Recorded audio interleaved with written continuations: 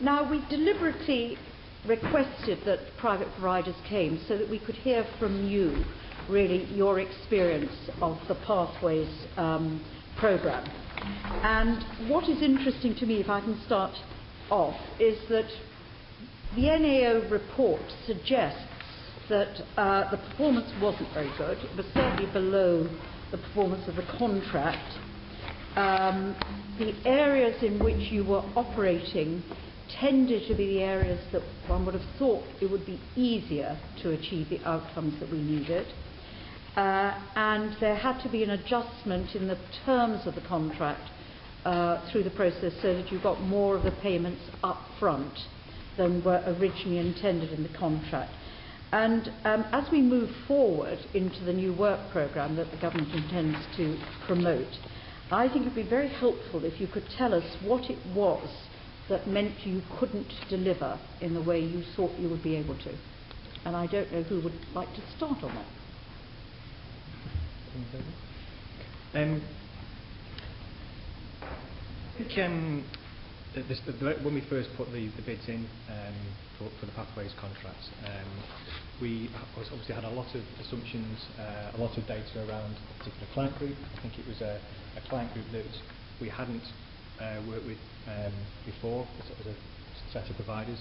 Had some experience through the New Deal for Disabled People contracts, but I think the big unknown for us was how the mandatory client group in particular, the makeup and the attributes of that particular client group, and how ready for work they were going to be, and how basically easy they were going to be to place into work. Now, I know when we were doing a lot of the work around when we put in the bids in, we were looking at, in particular, that client groups. I think as has happened over the course of the contract, our assumptions around that voluntary client group, which is very similar to the New Deal for Disabled People client group, we've actually now pretty much met those contractual targets that we set ourselves 3 years ago. A third into work. A third into work. Of the voluntary client group. Well, my understanding was that a third under the contract, a third of those with whom you worked were expected to gain employment. Yeah, I may be wrong. Am I right about that? I'm not sure what the department's expectation was, but I thought the contract expectation was that. Our contract expectation was 43%, and we're cumulatively today we're on 42%. 42% of those with whom you worked have found a job. Of the voluntary client group. From the voluntary. Just talking about the voluntary client group. My understanding from reading the report as well is that you increased the voluntary client group. I mean, 40% of those with whom you worked were from the voluntary client group, which was in excess of what the terms of the contract were with you. And of course, they're easier to work with those people because they choose to. They're ready. They're nearer to the labour market.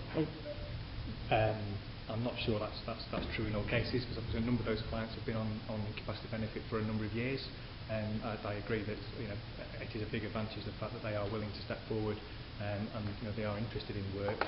But I don't think it goes to say that they are therefore definitely easier to help than some of the mandatory client group who are more recently. Well, let me ask you another question. Sorry, 40 out of those. You said out of those who volunteered for the programme, you've got 40% into work. Yeah. Out of those you worked with, how many were volunteered? The total. Of those you worked with, how many were volunteer participants rather than... I've not got that exact date, but I think it was about 40% in the end, when the contract was about, original contract expectation was about 20%. And out of the remaining 60% who didn't volunteer, how many did you get into work? Cumulative to date, I think A4e's performance is about 15%. Looking at the last 6 months in particular, that figure is at 25%. Okay, so are you saying that you found the contract worked for you? I think there was. I think just to go back to the initial part of my response, when we did first looked at the assumptions around the client group, what we discovered when we first started delivering, particularly the mandatory. I think the point I was making earlier on was that the voluntary client group, I think we have met the expectations that we had of that client group, the expectations in our contracts we have pretty much met. I think the biggest difference has actually been the mandatory client group.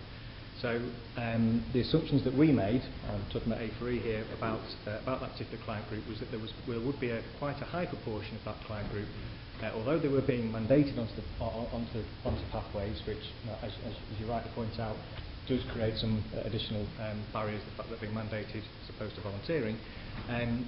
We anticipated that there would be a higher proportion of that client group that actually were more job ready, because they were new claimants onto IB, so therefore they would have a more recent work history.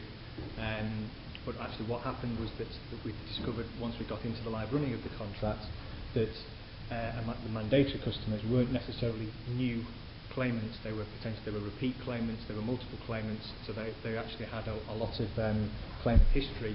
They weren't necessarily new claimants. So that was one aspect, I think, that certainly we found when we started to deliver, that meant that client group was a different client group than we had anticipated when we put the bids in and set our performance expectations.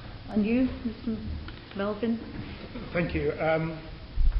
I think that the point we should start from is that this was an entirely new group of people that the Department of Work and Pensions had identified as requiring support.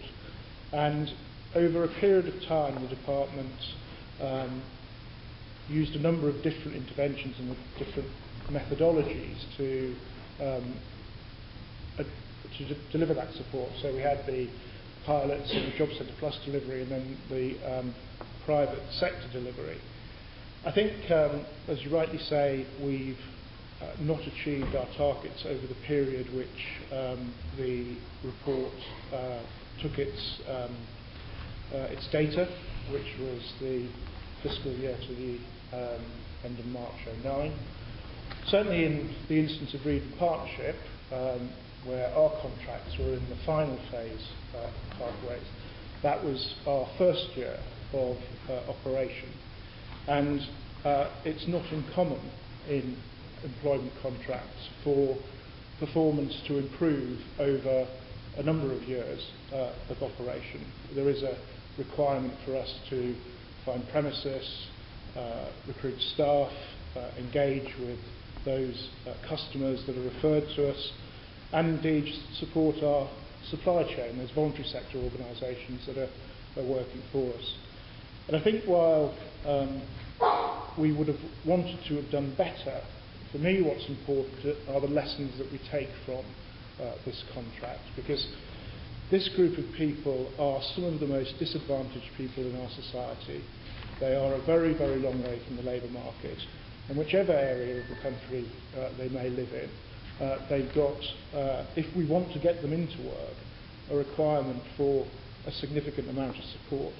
And while through this contract there are tens of thousands of people which have found jobs through both public and private sector delivery, I think what's equally as important is that the department and providers have learned lessons both as the contracts have gone on, but also in order to make sure that future contracting is more effective and provides value for the public purse.